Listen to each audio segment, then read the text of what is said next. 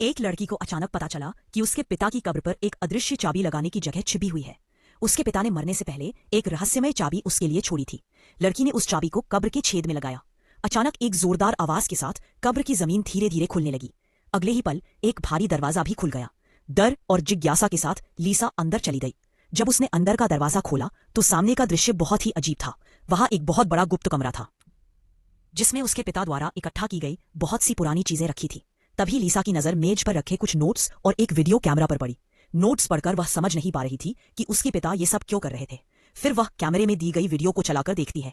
Video में जो उसके पिता ने कहा उसे देखकर लीसा हैरान रह गई।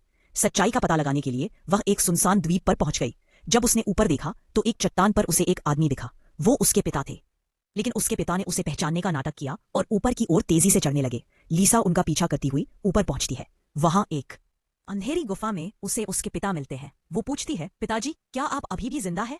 उसके पिता उसे तब तक कुछ नहीं बताते जब तक वह उनके खास इशारे नहीं करती। तब पिता को विश्वास हो जाता है कि वह उनकी बेटी है।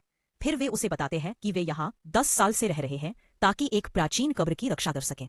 उस कब्र में एक रानी की लाश है जिसे मृत्यु की देवी कहा जाता है। अगर कोई उसे छुए तो वह मृत्यु फैला देती है, इसलिए उसे इस चापू पर बंद किया गया है। लेकिन उन्हें नहीं पता था कि सांग ब्याओ नाम का एक लालची आदमी वहां छिपा हुआ था। वह कब्र का दरवाजा खोलवाने के लिए लीसा को धमकाता है और उसके पिता के सिर पर बंदूक तान देता है।